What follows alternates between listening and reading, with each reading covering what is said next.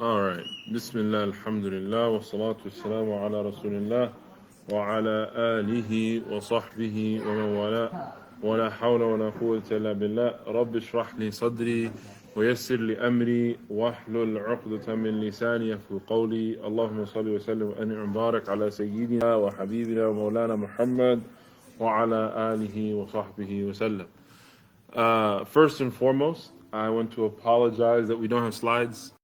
This week has been a lot. I just didn't have time to make them, but I did prepare. So we're going to talk about something, inshallah. Second of all, Jazakumullah khair, everyone, for coming. For those of you who've been consistent and those who it's your second week in a row, may Allah subhanahu wa ta'ala bless you all. Before we jump into anything, does anyone have any questions about anything that we covered either thus far or last week in our class? Last week we talked a lot about philosophy and the different types of philosophers and how that can affect us, and the importance of philosophy, or rather rational thought. No? All right. Bismillah. So this week we are going to we're going to go over four things, inshallah. First, we're going to go over the section on the Tatlimites, or the Tatlimites, or what is nowadays known as the Batiniyah. Then we're going to talk in Imam Ghazali's critique on their beliefs in a particular aspect of their belief. Then we're going to talk about, inshaAllah, the Sufis. Imam Ghazali talks about a group called the Sufis and beliefs around that. Then we're going to briefly finish up his autobiography. So a part of, his journey. We've talked about his intellectual journey, but he gives us a little bit of his actual journey, which ties into the Sufi component. And then we'll have some reflections on Sufism as an institution versus application, etc. Bi'idhnillahi ta'ala. So the first section, what we're going to talk about today, is the group called that Imam Ghazali talks about. Is a group called the Tatlimites, which are modern day known as the Batiniyah. And the core concept that Imam Ghazali highlights, or that he's focusing on, is that they believe in an infallible Imam, meaning that there has to be a leader present that they take knowledge from. It's not sufficient to, there has to be a live person that they're taking knowledge from. And Imam Ghazali, he says, the Tatlimites had come into prominence in their talk of arsenic knowledge of the meanings of things derived from the infallible Imam, master of truth, have been burring about. It occurred to me that I ought to inquire into their views to find out exactly what their position was. And so Imam Ghazali, remember, the whole point of this book is that he's searching through, he grew up and was raised intellectually in the Seljuk Empire and the Dars al-Nizamiyya. So the equivalent of what we would perhaps call public schools. At that time, they had Islamic school systems that were funded by the government to raise you so that you grow and you learn about Islam. After reaching the pinnacle of success, Imam Ghazali then said remember we talked about, we did a revision last week, but he talks about him looking for something more, him searching for truth, and he started with the dururiyat, the hissiyat, the things that you can touch, and then absolute truths. And so he goes on a journey. He said the four groups that he talked about were who? The mutakallimun, then the philosophers, and we talked about last week the three types of them. We said the materialists, the naturalists, and the theists. Jazakallah khair, good. And then he talks about the Ta'limiyya, and then lastly the Sufis. We'll cover the last two today. So he says they come about, and they have this belief in an infallible Imam, which is already a problem for us as Sunnis. And he wanted to find out what they believed. And this for me showed again another time Imam al-Ghazali's humility and intellectual curiosity. Remember, he had become the most prominent scholar of his time. He had the most success in his knowledge, from accolades and position, and yet something else comes, and he's like, well, we need to figure out what that is. I want to study that knowledge to see if it's going to help me get closer to Allah subhanahu wa ta'ala. And then he says, then it happened that a peremptory order reached out from His Highness the Khalifa to write a book which revealed the true meanings of the doctrine. I could not contravene that order, and it became an external incentive added to my original interior motive. So first, the Batiniyya start to gain prevalence in his time, something that he needed to learn about more himself. But a secondary motive was the Khalifa asked him, remember he's the most successful scholar, to write a book describing what they believe. And so this became, he said, I couldn't contravene to that, and it became an external incentive added to my original interior motive. So just from this alone, we're highlighting a couple things. Imam al-Ghazali is still at this point attached to the government apparatus. He's still attached to the larger system. He's not gone off to live in isolation yet.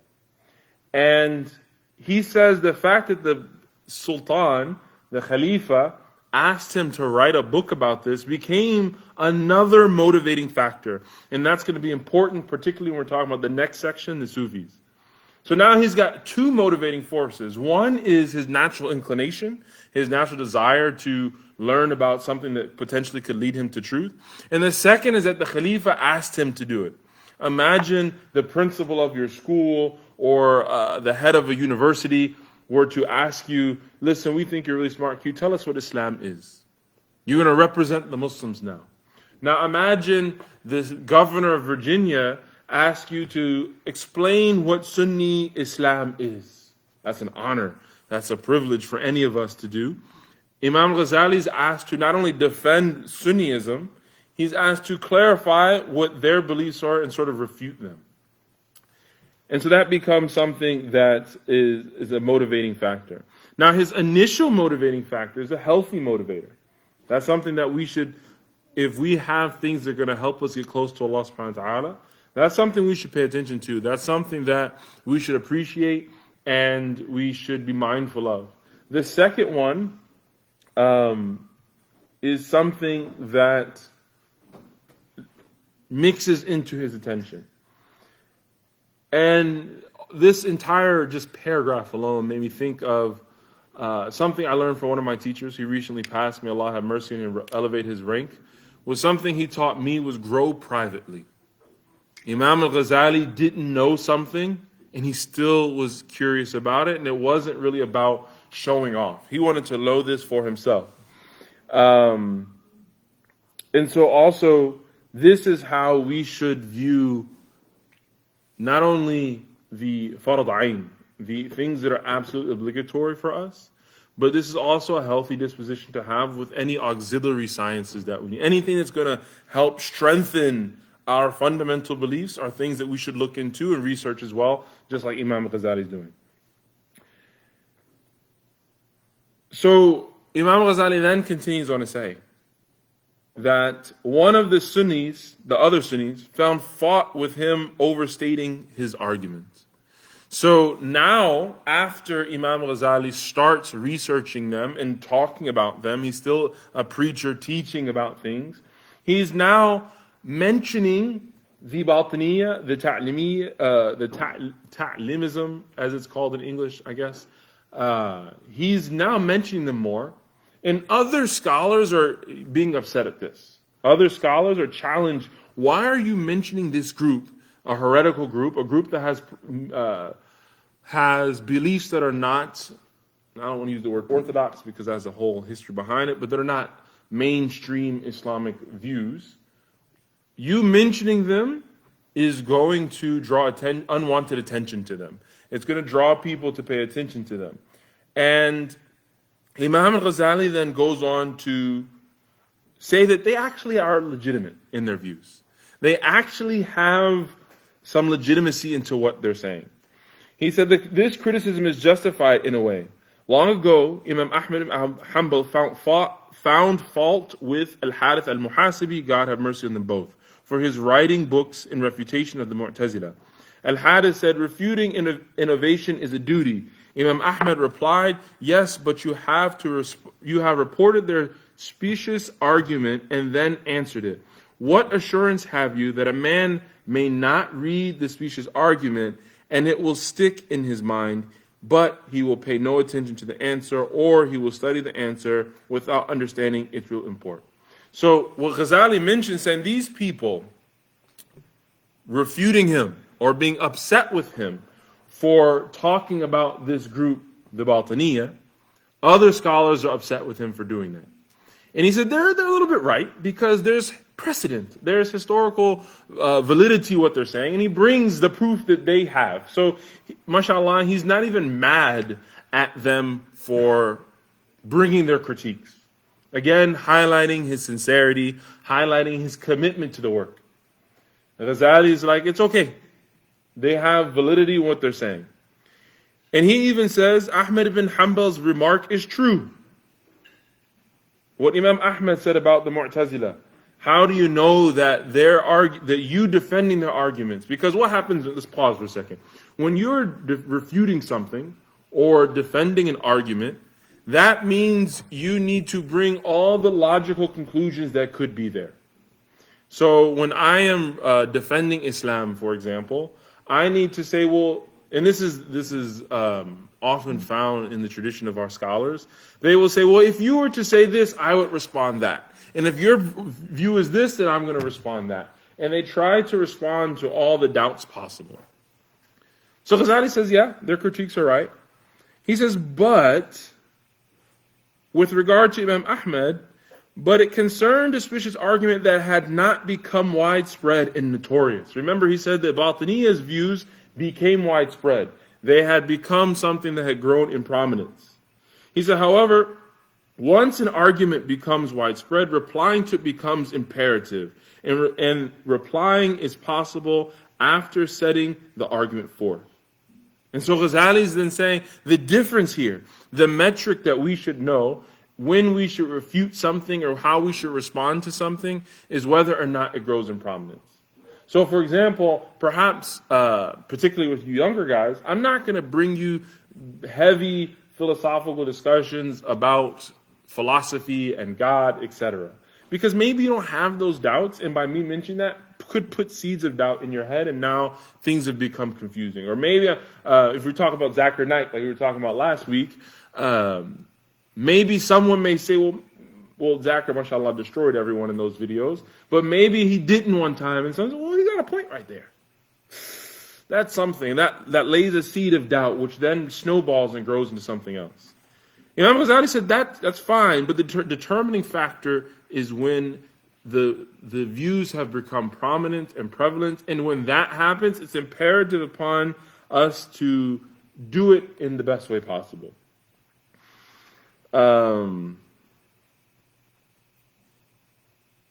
He says something to clarify, though. This is not a responsibility on each and every one of us. Remember last week you were asking questions about, I think you were asking, one of you guys, you have twins, I'm sorry. I will learn you who you are, inshallah. You guys were asking about defending Islam and your friends in school, right? And I said, Islam doesn't need you to defend it. It's sufficient by itself. Imam Ghazali said, to be sure, one should not burden oneself with a difficulty with which they have not been bothered. If no one's asking you these things, if no one is asking genuine questions, then don't do that. And he answers saying, nor did I do that. He wasn't trying to, no one asked him, so he didn't go try to cause fitna or refute these different things. No one asked him, that wasn't what he was trying to do. He said, on the contrary, I had heard such arguments from one of my associates who frequented my company after he had affiliated himself with them and professed their doctrine. He told me that they used to laugh at the works of those who wrote refutations of them, since their writers had still not grasped the argument. He then cited the argument relating its own words, so that I could not personally be content with having it thought that I was unaware of their basic argument, and for that reason I presented it. Nor did I want it thought of me that even though I had heard the argument, I had not grasped it, and for that reason I reported it systematically. My aim was to give the fullest account possible of their specious argument and then to prove its error. So he mentions two things here, or three. One, he wasn't looking for this. He wasn't just looking for arguments or things to debate. And so we can benefit from that. If no one's asking us, you don't need to go to every single person at the grocery store and refute to them their beliefs and get into debate. That's not necessary. Particularly if you're not a scholar and you have not well studied these things. Also, Allah subhanahu wa ta'ala, He says in the Quran,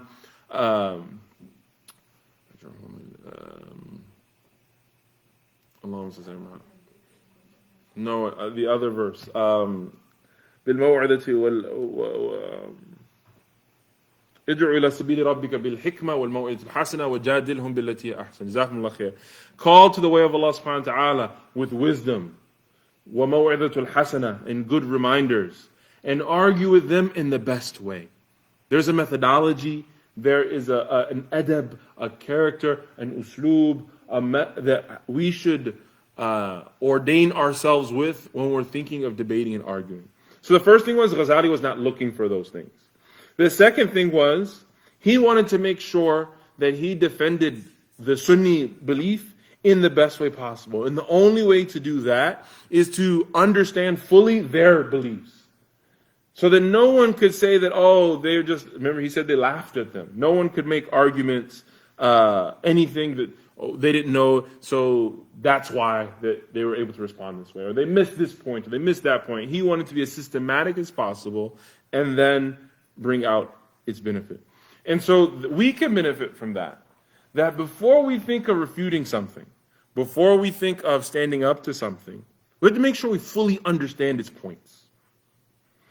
Likewise, the inverse, before we have problems with our beliefs as Muslims, before we're challenging culture, before we're challenging tradition, we have to make sure we really understand it properly. Oftentimes we'll find, particularly in our community, that we challenge tradition, we challenge the religion or things within it, and say that's backwards, that's antiquate, etc., etc. What is it that Islam says? Islam is not reading one hadith or reading one ayah and then deducing the whole tradition from it. The science of jarh wa ta'deel with regard to hadith, saying what hadith, what person of hadith is sound and what is not, and refuting these different things. Entire science that my friend has a master, Imam Farhan al-Hijra has a master's degree in hadith. We just had lunch together. He does. He's the man. MashaAllah. It's good. He knows way more than me. Go study from him, inshallah. So he has a master's degree in hadith, right? There's fiqh, and then there's the usul of fiqh. There's fiqh itself, but then there are the principles that build up this entire thing. And so, before we make ruling of anything, we should always make sure we're understanding it as much as possible. And something that I took notes here that came to mind when I first read it is that the goal of da'wah should always be personal enlightenment. Anything else should be secondary. The goal in our own da'wah for ourselves, and when we're calling others, is to bring someone to the truth. And we have to remember that Allah subhanahu wa ta'ala says in the Quran, إِنَّكَ لَا تَهْدِي مَنْ أَحْبَبْتَ. You cannot guide those whom you love. You do not guide those whom you love. وَلَكِنَّ اللَّهُ يَهْدِي مَنْ يَشَاءُ. But it's Allah who guides whomever He wills.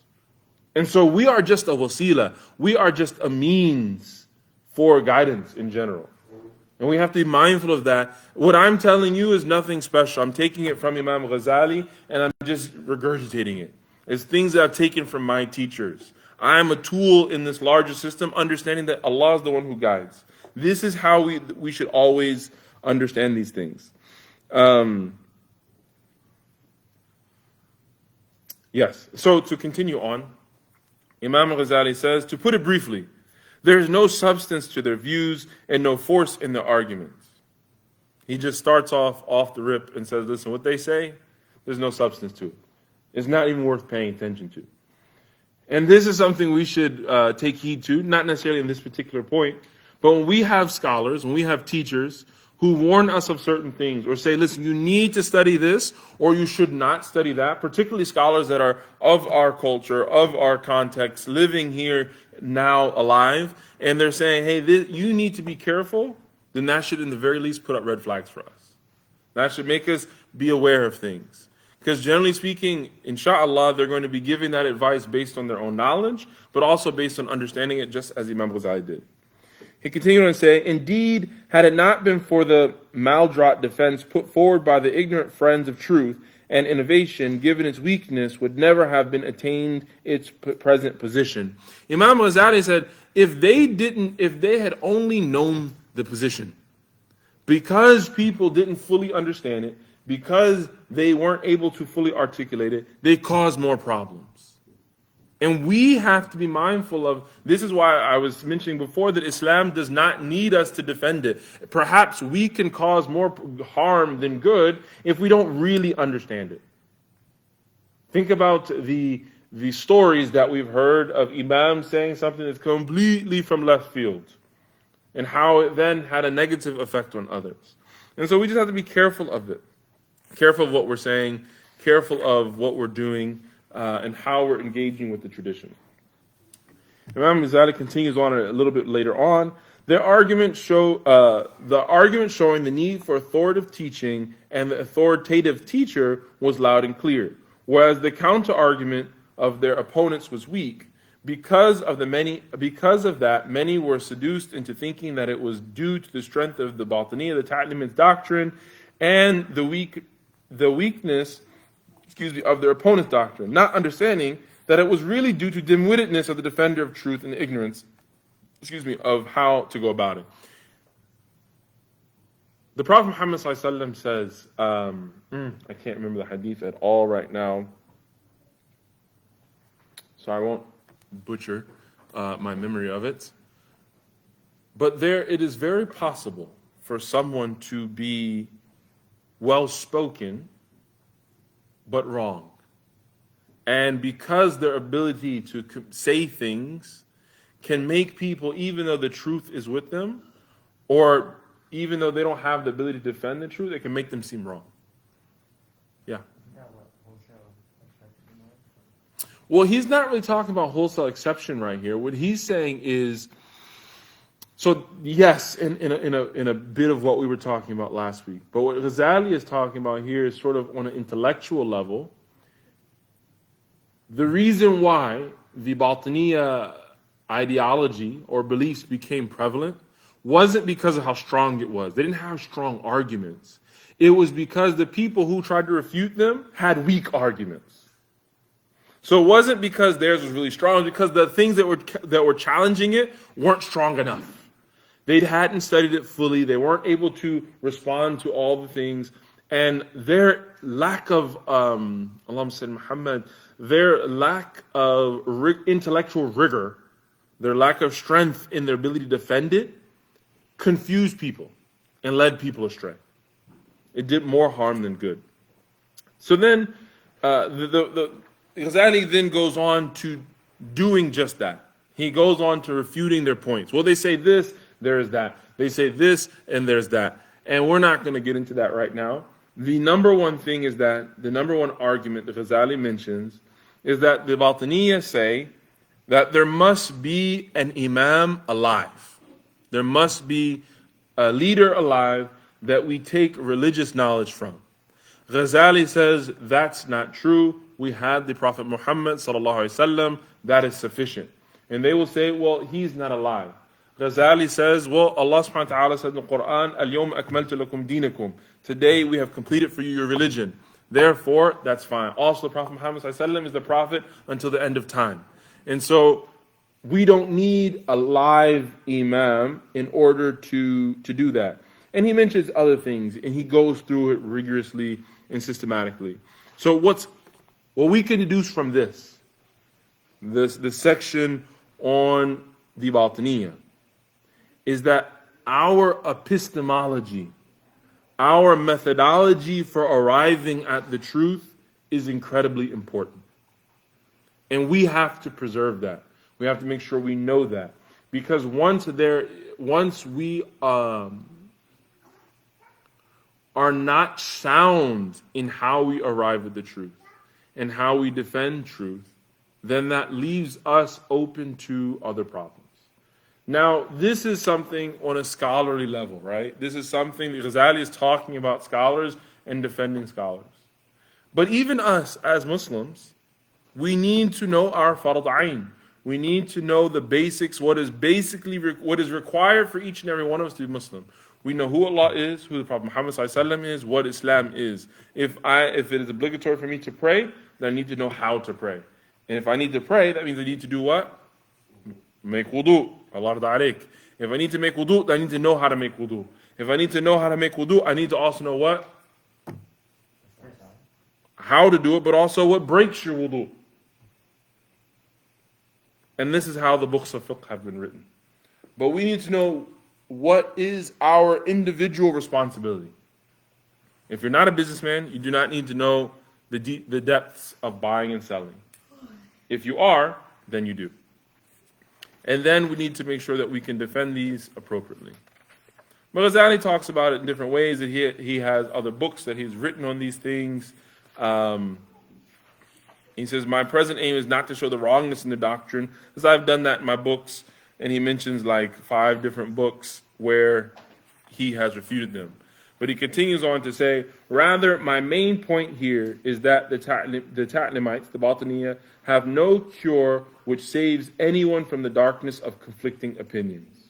On the contrary, despite their inability to establish sound proof of designation of Imam, for some time we went along with them and assessed to their assertion of we need an authoritative teaching from an infallible teacher. And we agreed that he was one specified. Then we questioned them into lore, and so he just refutes them categorically. Before we go into the next section, are there any questions about this, what we've said right now? Yeah. Intellectual rigor. Rigor is the strength of something. Rigor is the fortitude of something.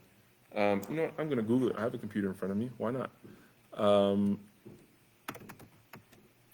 Rigor comes from rigorous,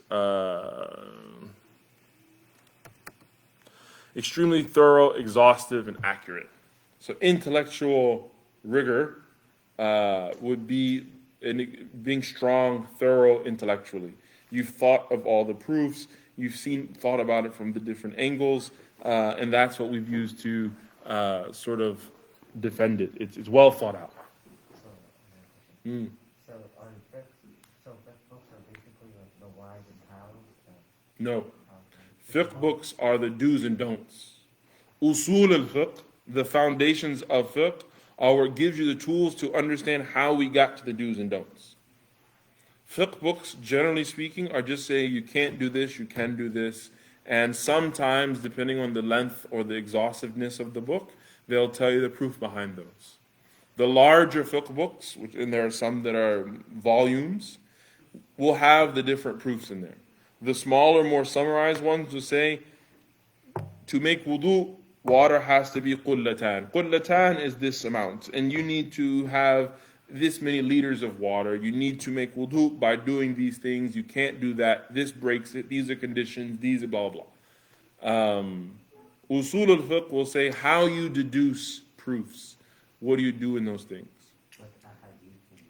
How you look at the ayat and ahadith and principles to derive at what it is. Bilal, you had a question? Yeah. So during this period, was it a growing threat, according to Ghazali, versus what the other felt it wasn't, because they said, why are you mentioning something that is insignificant? So he had a different view on it, or did he write on it because he had a... in this case, it's instance where someone brought to him something that is not mainstream. So they were a growing threat, but still the other scholars were worried, well, why are you teaching them? So for example, 80, 90%, let's just say 75% of the Muslim world in general is Sunni. Everyone who comes here, as far as I know, is Sunni. It would not make sense for me to start teaching Shi'i theology or to refute Shi'i theology. Because if I do that, that makes sense right there. And that may lead you to now, you have gone, and I'm not saying they're not Muslims, or I'm not getting to any of that. I'm just saying it could sow seeds of doubt. Ghazali is saying, you would be right, but it's already out there. And the reason is that I wasn't even looking for this, my homie bought it to me. And he bought it, and not only did he bring it, he said the reason why and bought the proofs is because other people weren't able to respond properly. So his assessment of what was going on was, this is prevalent, and everyone else who's responding is doing it inadequately. Hold on. Yeah. So I was listening to a podcast by and he's talking about like the difference in behaviors of prayer amongst different madhabs. And then like we talked about like how it's important based on like which imam you follow and everything. But then overall he like kind of stressed and was a little bit frustrated by the fact that people were asking like, oh, is it like you put your hand, does your hand press in here or lower or higher? Or do you look like when you pray versus the actual like importance of praying in itself, because like it's such a big issue and problem that's prevalent in Western societies of like, people not praying. So you kind of like stress the importance of scholars and leaders praying versus even trying to like teach people how to like focus on like just the semantics or the specific things that are not like the follow through the mandatory actions for the prayer to be accepted. Like, Yeah. is that similar to what you're talking about? Like it's important to like focus on the main basis of guidance of our religion rather than kind of like the specific differences that are all acceptable in the eyes of Allah. No. Trying to structure my thoughts here. No. The fard al-ayn, we should know, and we should learn them on a madhab, whatever madhab is most accessible to you. So if you come from a Shafi'i family and you have access to a Shafi'i teacher, study it. Same thing. Which madhab is really about convenience at that point. Convenience to access and study. And there is merit in the, what's the word that I'm looking for? Allahumma say Muhammad. Devotional acts. We live in a time that devotion has lost its merit and it's lost its meaning, it's lost its substance. And so and I'm not saying this about Sheikh Yasir Qadi, but for us, most people, we want, as one of my teachers recently said, as I mentioned in the khutbah earlier, we want the candy. We want the sweetness. We want the ecstasy without doing the work. We want the rattle because we are children spiritually, or babies. But there's a part of devotion, there's a part of sticking to doing something that trains in and of itself. And so where we put our hands in these things are not small things, because the Prophet Muhammad says, "Sallu kama ra'aytumuni usalli," pray as you've seen me pray. So there's merit in doing that. And so someone's desire to pray like the Prophet Muhammad did is a beautiful thing. And wanting to make sure that we're doing it properly. So I remember when I was a kid, making ruku', my mom would make sure my back was straight across, you know. She even one time put a cup of water on there. I mean, can we put the water on your back? And so there's merit to doing that, because we can become consistent in it. It's only once we get the devotional part down that the other part becomes easy. Think about when you're first starting to drive a car. Until you master, don't talk about it, manual. But until you master where the gas and the brake is, everything is a stressor. You can't focus on just driving. But once you get it down, you can eat McDonald's, drink, and not advocating for eating McDonald's. That's a whole different argument. But you can eat, drink, talk on the phone, all this. Again, not advocating for any of that. It's possible to multitask. And so likewise, for our salah and our ibadat, We need to first get the ritual, devotional part down first, so then we can tap into the more depths of those things. So that was part of your question. The second part is, alongside Muhammad, the first part was the madhabi part and the devotional part. The second part was, what Imam Ghazali here is talking about is going to extra stuff beyond the fard ayn. Exactly. A lot of that. Just for the sake of knowing. You want to go study, you're not a neuroscientist, you don't care about neuroscience, but it becomes intellectual fancy. And the problem with that is that it can also lead to the nafs, and it can also lead to confusion. But even more specifically, from a religious perspective, neuroscience is one thing, but let's say I have a master's degree in theology, right? I'm not going to talk to you about the backstory of Genesis and the Bible and the Talmud and all these different things. That's not healthy for you. Because me doing that could, and I've seen it happen, if you understand how the Bible was preserved, perhaps you'll think, well, that could be in the Quran. Or can I approach Quranic study the same way they approach biblical study? So Ghazali is saying, focus on what we need to. Don't go off into doing that stuff unless it's an obligation for you, and that is your mandate. Wallahu a'lam. Yeah. Like, when will you know that you've reached that level in which you can surf into these topics of philosophy without knowing that you're going to be led astray? We don't know. We ask Allah subhanahu wa ta'ala to protect us. I think like Imam Ghazali, we should always have an intellectual humility and a spiritual humility. Whenever we see anyone doing anything, or anyone is whether it's good or bad, but particularly the bad, because usually we can get into judgmental modes. We should always make dua for them and for us, because we could always be just like someone else. With regard to what we can study and what we can't study, if it's coming at you, then and you're having questions, then it's already reached the ijtihad. It's already become prevalent. What Ghazali is talking about here.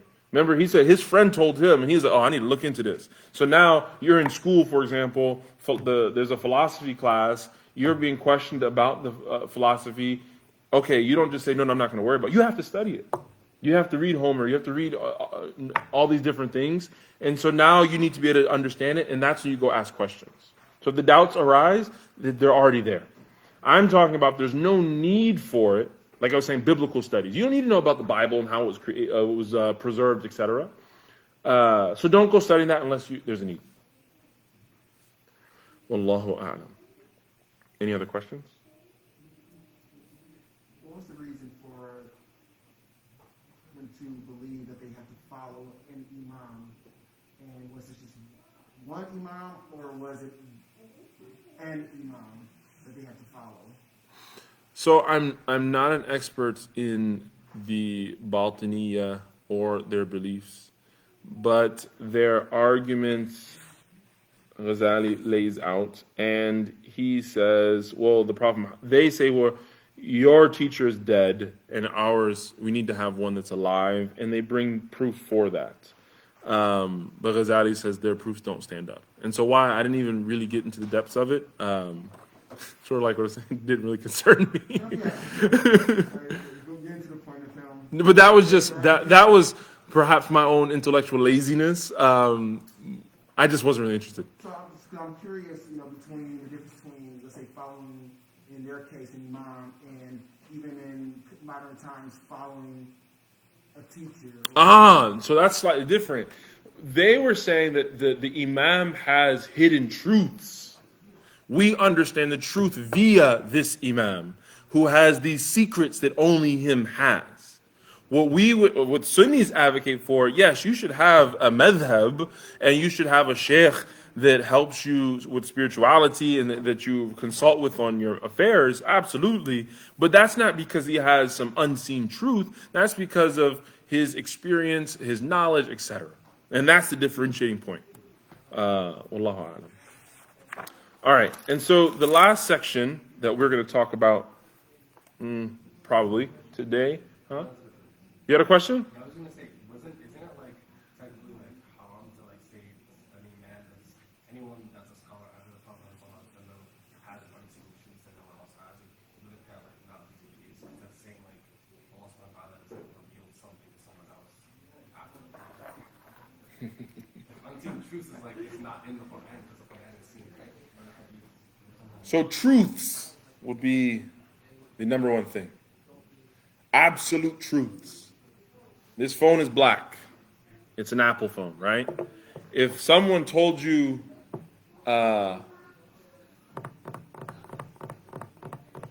something from the unseen, the weatherman says tomorrow it's going to rain. I don't know, perhaps, I don't, maybe. He's using science to deduce these things. He doesn't know absolutely. There's water, blah, blah, blah, blah, likely 70% chance it's going to rain. If someone were to say it's going to rain, and that's a amr qat'i, that is something that is absolutely that, then that would be problematic. But the Prophet Muhammad said, firasa, sound intuition, is 1/40th of prophecy. What is that on our modern terms? So with scholars that's different, but for us, when you feel like, let me go lock the door. Let me check if the door's locked. When you get in the car, you're about to drive off, I don't have my phone. Where's my phone? Or let me call my mom and just say salam. And she's, oh, we're just thinking about you, blah, blah, blah. That is that firasa. That's information that's coming from somewhere, but it's not absolute truth. You see the difference here? The same thing someone could say about a dream. Some people have dreams that come true. Some people's dreams are, mashallah, they'll tell you, listen, I saw in a dream, it's going to happen next week. Not that it's an absolute truth, but this is just, listen, likely to happen, whatever. That's fine. And we'll stop there.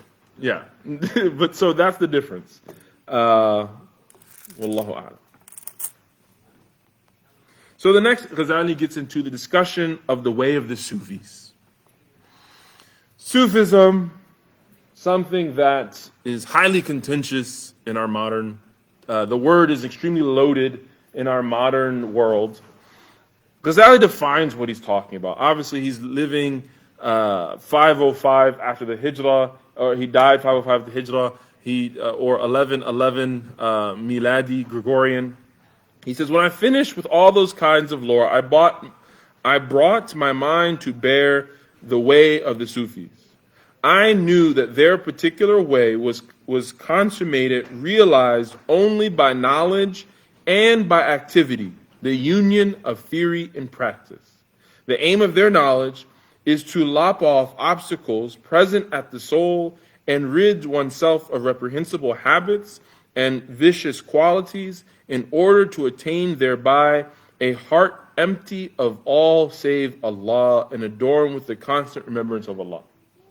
So Ghazali is saying these group of people, their aim is to cut off all obstacles in the soul and to do tazkiyat an-nafs, to purify one's soul of everything but Allah. So for right now, whatever preconceived notions we have about Sufism, put it to the side. This is what he's talking about. People that are only focused on purifying their souls. And purifying the soul is something from our religion. قَدْ أَفْلَحَ مَنْ زَكَّاهَا وَقَدْ خَابَ مَنْ دَسَاهَا. Allah subhanahu wa ta'ala says in the Quran, the successful are those who purify their soul.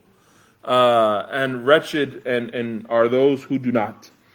And so Ghazali is talking about this. People that focus on two things, theory and practice, but also, even more important, the union of these two things. They know theoretically what to do, and they're people who are live it. They're about it.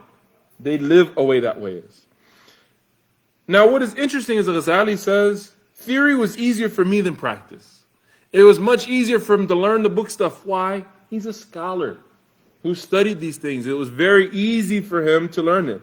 He says, so what did he do? Therefore, I began to learn from from the perusal of their books. That was easy for me, so I went to do it. And so there has to be an entry point somewhere for us into any knowledge. As the Prophet Muhammad ﷺ said, "Ihris ala ma yanfa'uk." Be diligent in what benefits you. "Wasta'in billah wa la ta'jaz." And seek the aid of Allah subhanahu wa ta'ala and do not tire. Acquire it that way, so I'm going to learn those things. But then he realized, it became clear to me that the most distinctive characteristics is something that can be attained not by study, but rather by fruitational experience and the state of ecstasy and exchanging qualities. He realized, though he had theoretical knowledge, the real purification of the heart comes through action. It's not something that I can understand theoretically what it is. To really purify the soul, one has to do something. One has to, he said, how great a difference and causes and conditions of health and satiety and you being healthy and satiated or sated. There's a difference in me talking about what healthy living is, healthy eating is. I could give you a lecture about don't eat too many carbs, get your fruits and vegetables, meats and proteins, all those things. But if that's not reflected in my body and how I'm living, what merit does it really have? And so Ghazali is noticing the theory is fine, but I really need to practice this. And he gives an example. We'll leave that example. He says, similarly to, there's a difference between your knowing and knowing the true nature and conditions and causes of asceticism, and you're actually practicing asceticism and personal shunning of things in this world. Yes. Asceticism is zuhud. Zuhud is to relinquish the things of this world. So, for example, let's say I have the ability to, we'll pause for that.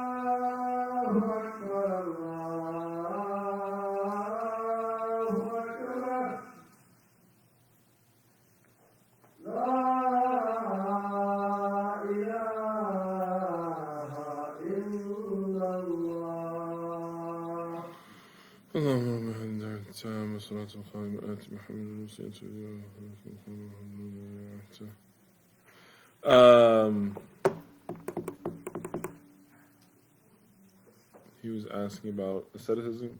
You answered asceticism. Was it clear what asceticism is? Exactly. That was, we were going to do the metaphor. Someone has the ability to buy a Porsche, for example, so they buy, a Honda Civic.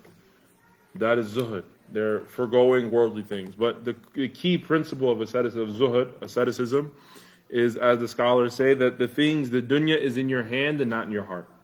So even if I do have a Porsche, that I'm not attached to that thing. If I were to lose it, it's not hurting me.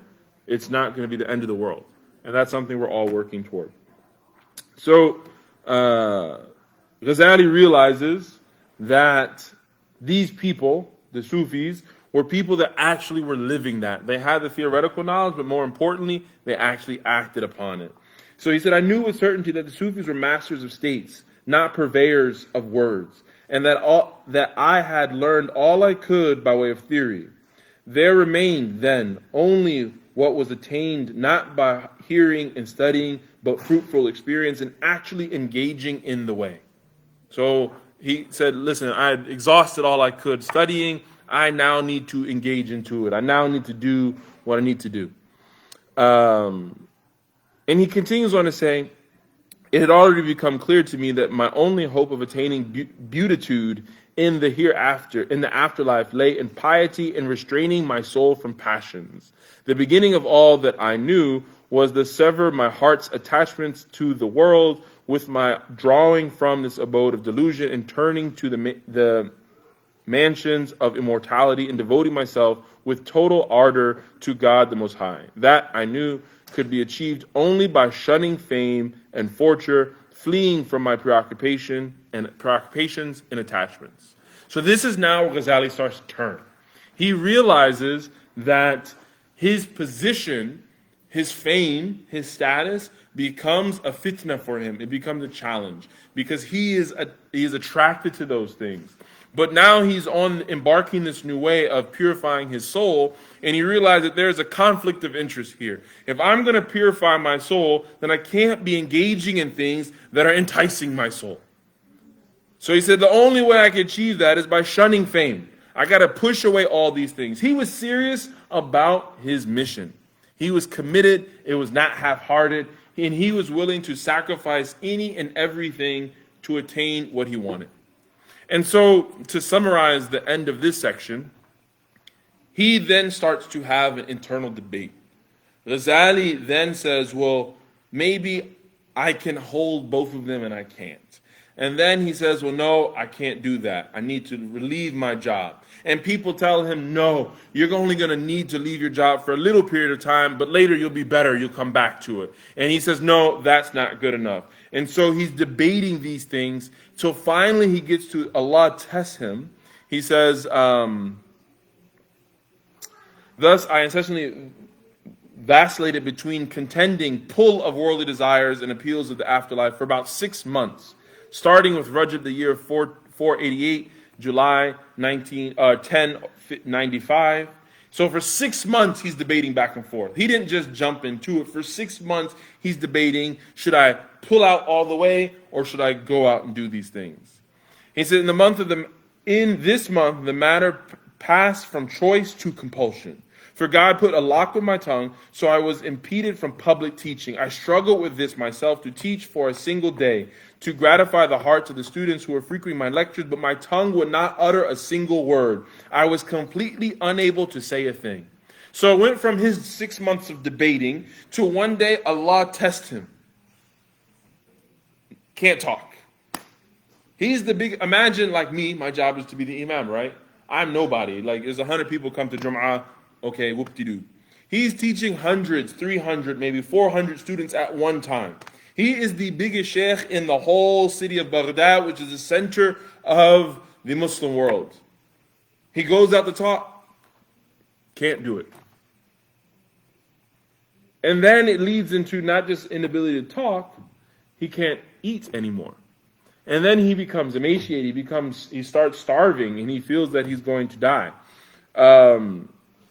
And so then after, he said, when I perceived my powerlessness and my capacity to make a choice had completely collapsed, I had recourse to God as does a hard-pressed man with the way out of difficulty. I answered him by saying, answered the needy man when he calls, Id'uni fastajib lakum. No, that's a different verse. I don't know the Arabic right now, but it doesn't really matter. So he says, all right, I just had nothing else. I had to call upon God, and I did it with the utmost sincerity, and I had resolved to leave for, he said, then Allah made it easy for him to turn his heart away from fame and fortune, family, children, associates, everything. I announced I had my resolve to leave for Mecca, all the while planning to travel to Syria. So he really wanted to go to Syria to be in seclusion, but he tells everyone that he's going to Mecca. And he says, This I did as a precaution, lest the Khalifa and any group of my associates might learn of my resolve to settle in Damascus. And so therefore I made a clever use of subtle stratagems about leaving Baghdad while firmly resolved never to return to it. So he didn't even want anyone to find him where he was. He didn't want the Khalifa. Remember, he's the biggest judge of them all. He didn't want any of his peers, the other scholars. He told them, I'm going to Mecca. When really, if he's coming from Baghdad down, so Iraq is here, Palestine is here, Syria is there, Mecca's down here. His goal was to stop here and just pause. But he told people he was going to Mecca all the way down. And so that's what he did. And he departed Baghdad, leaving everything, leaving his family, leaving his money, leaving everything.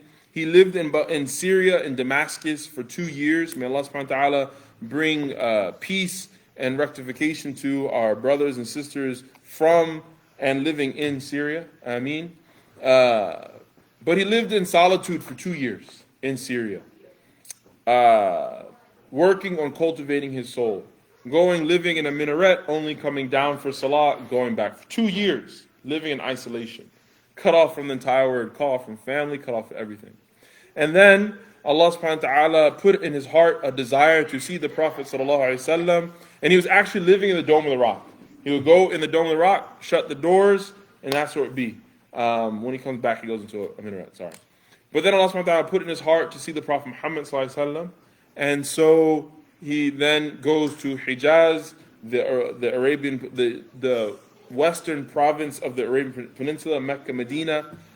He goes there, and he stayed there for some time, but his children appealed to him to come back. So he got message that his kids want to come home, his family wants them, so he obliges. He goes back to Tus, where he's originally from, and stays there for 10 years, but continues on his isolation, living in the minaret, going down, just getting by, not really trying to do anything. He said, I knew with certainty that the Sufis are those who uniquely follow the way of God the Most High. Their mode of life is the best of all after the way of the most direct of ways, and their ethic was the purest. I'll read continue. He says, indeed, we're one to combine the insight of the intellectuals, the wisdom of the wise, the lore of the scholars, versed in the mysteries of revelation, in order to change a single item of Sufi conduct ethic and it replace it with something better. No way to do so will be found. For all of those motions and I can't even read that word, exterior and interior, are learned from the light of the niche of prophecy. And beyond the light of prophecy, there is no light on earth which illumination can be obtained. And so Ghazali realized in this 10 years of dedicating himself to this arduous process of fighting himself in isolation, doing nothing but dhikr and ibadah, he realized that this way of purifying the soul, uniting between both theory and practice, between knowledge and action, is the way to earn Allah subhanahu wa ta'ala's pleasure. And so we'll stop there, because then he talks about afterwards, he goes to Baghdad, he talks a little bit more about that, but we'll pause right here in the story, one, because Salah is coming, but two, because I want to make a final point. Ghazali is talking about a way that Ghazali lived 1,000 years ago. And like at his time, there were false claims to scholarship, and there were also false claims to Sufism. Sufism, what Ghazali is talking about, working on your soul, purifying your heart, and doing that is an absolutely beautiful thing. I would argue it's an obligatory thing for all of us. We want to earn Allah subhanahu wa ta'ala's pleasure, we have to fight the weaknesses of our soul. Ghazali is before Shaykh al-Islam Abdul Qadir Jilani. He's before turuq and fraternities and organizations become about as a thing. And so he's not even commenting on that. And so I'm not going to comment on that either. We can have that discussion, that's fine. But what Ghazali is talking about is the work. Now this has been conflated with groups and fraternities and what this group does and this type of dhikr and this type of dhikr beads and what this scholar said and what that scholar said. and it can become confusing and distracting from the actual work itself. Why do we study fiqh, as we were talking about before? To learn how to worship Allah subhanahu wa ta'ala. Why would we study tazkiyat an-nafs, like Ghazali did? To learn what we need to do. Why would we be around scholars and righteous people, awliya, salihin, so that we can learn from the way that they live and so they can help us sort of refine ourselves? You go to a doctor when you're sick. You go to a scholar of tazkiyat an-nafs or tasawwuf so that he can help your heart. Don't worry yourself with other people talking about all these other things. Focus on what Ghazali's talking about. If you have questions about turuq and this and that, and talking about it, we can have that discussion. I have no problem talking about it. But this is what's most important. What Ghazali's focusing on. The purifying of our souls and engaging in that work. Now, it would be remiss if I would not to say that when you're going to embark on a journey, the best way to do so is to have a teacher. The best way to understand how to practice, really the only way to learn how to practice fiqh is to have a teacher. We can't study fiqh without a madhab, without just saying, well, I'm going to pull from this and pull from that. It's not going to be systematic and it's not going to be fruitful. Likewise, one could argue the same could apply in tasawwuf or tazkiyat an-nafs. But what is absolutely needed, as the Imam Ghazali said, that no light comes except through the Prophet Muhammad sallallahu alaihi wasallam. You will not be illuminated except by the Prophet Muhammad sallallahu alaihi wasallam. And so instead of worrying about sheikhs and not sheikhs, again, if you're interested in that, come talk to me. What's most important is that we send salawat on the Prophet Muhammad sallallahu alaihi wasallam. And my teachers have all said, if you don't have a guide in your spirituality, send an abundance of salawat on the Prophet. Say sallallahu alaihi wasallam, Allahumma salli ala Sayyidina Muhammad, or whatever version of that it is, and the Prophet sallallahu alaihi wasallam will guide you. You will get that guidance, and you will get to it inshallah later. So we've finished Yawm al-Jum'ah, but we send salawat. Allahumma salli ala Sayyidina Muhammad al-Fatih lima ughliq wal-khatim al-sabiq nasir al-haqq bil-haqq wal-hadi ila salat al-mustaqim wa ala ali haqq qadri midan azim. This is the end of his sort of biography on into Sufism and what he sort of talks about it. There's one last section and a conclusion that we will do next week, inshallah. Anything, and it's time for Isha in 3 minutes. So anything I said was correct from Allah and Allah alone. If it's incorrect, was from myself and the shaitan. Barakallahu feekum, jazakumullah khair. Keep us in your du'as. Assalamu alaikum wa rahmatullahi wa barakatuh.